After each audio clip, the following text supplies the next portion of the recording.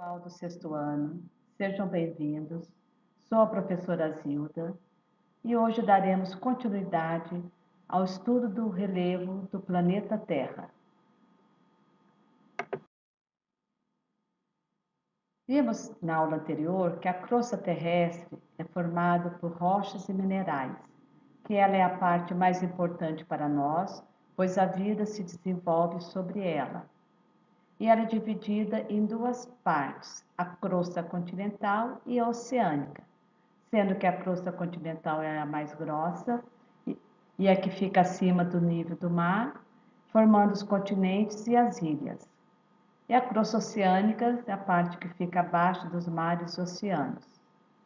Então, vamos dividir então o nosso estudo no relevo continental e relevo submarino, sendo que o relevo continental é formado principalmente pelas cadeias de montanhas, planaltos, planícies e depressões. E o relevo submarino oceânico pela plataforma continental, talude continental, bacias oceânicas, fossas oceânicas e cordilheiras marinhas, como vocês podem ver aí nas imagens aí ao lado. Montanhas são as áreas em que há tremores de terra e ocorrências de vulcões, por tratar-se de zona de colisão de placas tectônicas. Nos locais onde as placas colidem, formam-se dobramentos, dando origem a grandes cadeias de montanhas, que também são chamadas de cordilheira. Eles são dobramentos recentes da crosta, por isso chamados dobramentos modernos, e são resultados de atividades tectônicas. Veremos agora a seguir um vídeo em que mostra essa movimentação das placas. Há mais ou menos 400 milhões de anos, todas as terras do planeta estão agrupadas em um único supercontinente, o Pangaea. Aos poucos, essas terras se separam. Os continentes se afastam uns dos outros, até chegar à configuração atual, processo conhecido como deriva dos continentes. Os montes Urais e os montes Apalaches já existiam na época do Pangaea. Eles surgiram do choque entre as diferentes placas continentais ao formarem o supercontinente. Há 225 milhões de anos, forma-se uma grande fenda no sentido leste-oeste. O mar ocupa essa fenda, dividindo o Pangaea em dois grandes continentes, Laurásia ao norte e Gondwana ao sul. As porções de terra da futura Índia e da Antártida também começam a se separar. Há cerca de 180 milhões de anos, a América do Sul separa-se da África, e ao norte, a América do Norte vai desligando-se da Laurásia. A Índia começa seu percurso em direção à Ásia. Há 100 milhões de anos, a América do Sul desliga-se completamente da África. A Groenlândia começa a se separar da Europa, e a América do Norte se afasta da massa de terra eurasiana. A Índia choca-se com a Ásia há cerca de 60 milhões de anos. Atualmente, a deriva dos continentes continua.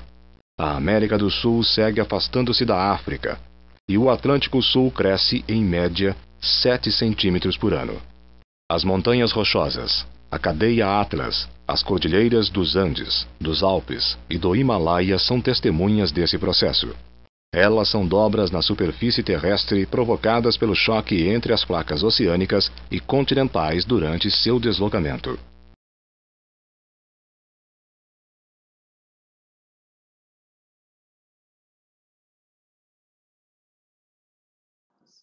Planaltos são áreas com altitudes variáveis, geralmente situadas acima de 300 metros.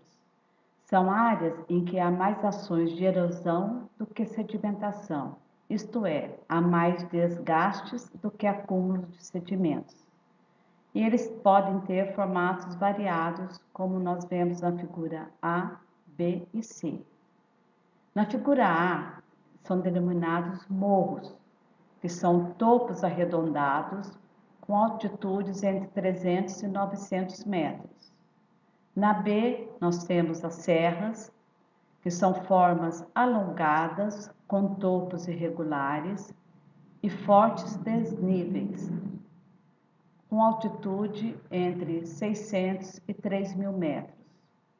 E por fim, nós temos as chapadas, que são elevações tabular, relevo tabular com elevações íngremes de topo plano. Em geral, sua altitude está acima de 600 metros.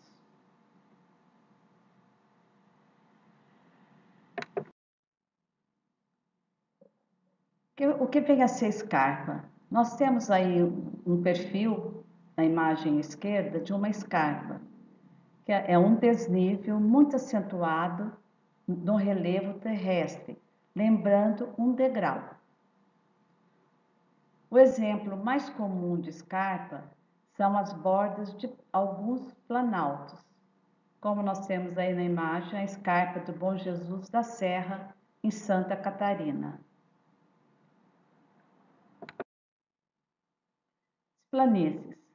Planícies são áreas relativamente planas e que predomina o processo de sedimentação, ao contrário do planalto. No planalto predominam as áreas de erosão e nas planícies predominam as áreas de sedimentação, que são áreas de deposição de sedimentos. Eles podem ser encontrados, geralmente são encontrados ao longo de grandes rios e nas proximidades de lagos e mares, onde é mais intenso o trabalho de deposição de material erodido. Mas também podem ser encontradas em meio às cadeias de montanhas, como aí na Cordilheira dos Andes nós temos um exemplo de uma planície de montanha. E abaixo nós temos aí também no Brasil, né, o Pantanal, né, uma planície do Pantanal, e aqui uma planície costeira e no Espírito Santo.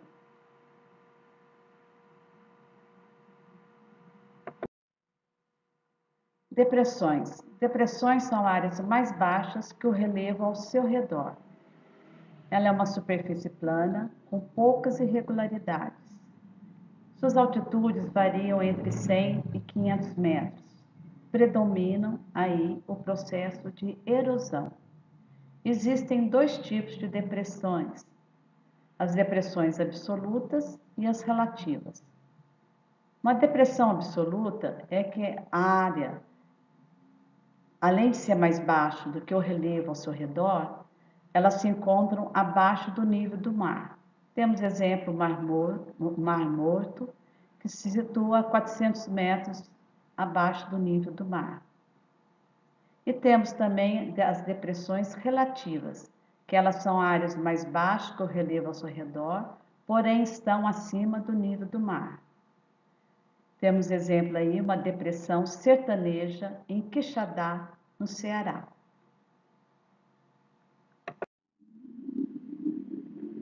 Temos nesse slide dois mapas físicos do Brasil. O primeiro à esquerda é a altimetria do relevo brasileiro. O que vem ser altimetria?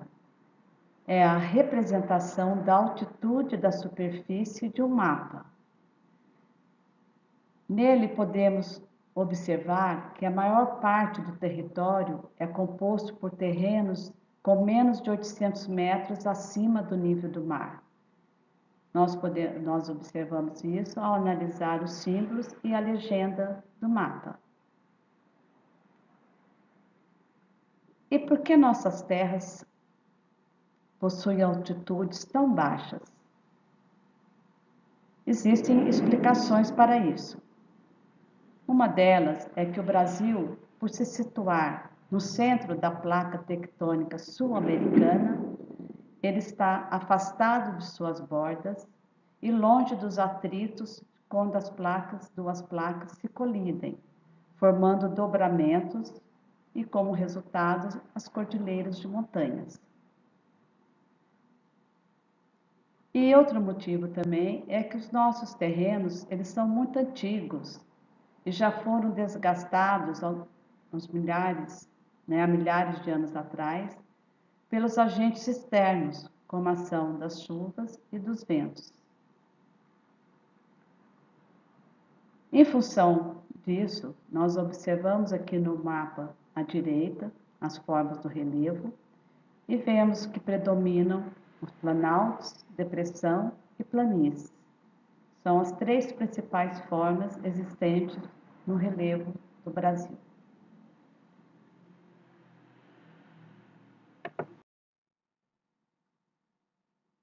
Temos agora os pontos culminantes do Brasil.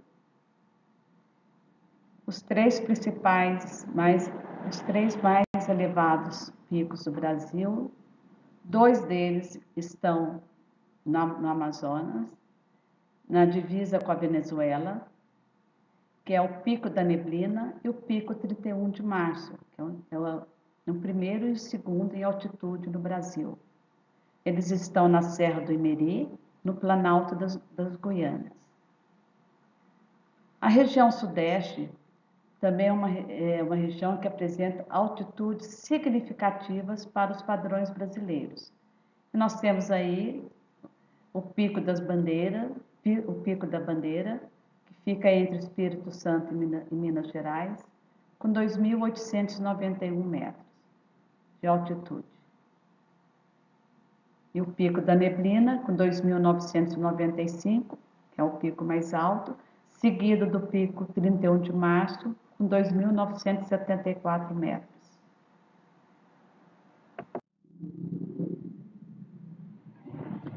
Vamos ver agora o relevo oceânico ou relevo submarino. Ele apresenta também uma variedade de formas, assim como o relevo terrestre. Ele é dividido em duas partes, em dois patamares, primeiro e segundo patamar. Vamos começar por analisar o primeiro patamar. Ele é composto pela plataforma continental e o talude continental.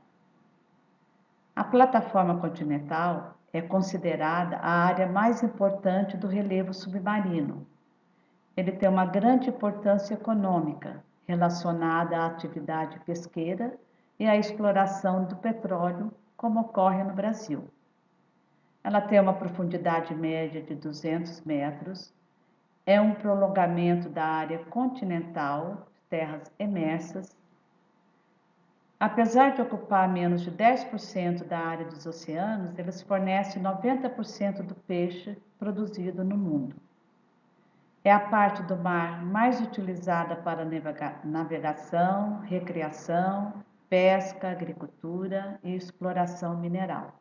O talude continental também pertence ao primeiro patamar, apresenta grande declividade, com desníveis que podem atingir até 4.000 metros. As ilhas podem ser encontradas nos dois patamares. Quando próximas aos continentes, são chamadas de ilhas costeiras, e quando se encontram afastadas, ilhas oceânicas. Atualmente, as expedições submarinas contam com robôs submersíveis não tripulados, capazes de mergulhar em fossas de até 6.000 metros de profundidade e mapear com grande precisão o relevo oceânico. Encerramos então a aula de hoje mostrando duas imagens que representam os dois pontos extremos do relevo. À esquerda temos o Monte Everest, que fica na Cordilheira do Himalaia, com uma altitude de 8.848 metros. E à direita temos o relevo mais profundo, que fica nas Fossas das Marianas, no Oceano Pacífico, com uma profundidade de mais de 11.000 metros. Então, resumindo a aula de hoje, nós vimos que o relevo é dinâmico, que é construído, destruído e reconstruído constantemente. Isso se deve à ação dos agentes internos e externos que são responsáveis pela formação e modelagem do relevo terrestre. Vimos também que o Brasil possui altitudes modestas, onde se destacam três formas de relevo: os planaltos, as planícies e as depressões. Bom, pessoal, por hoje é só. Bons estudos e até a próxima aula.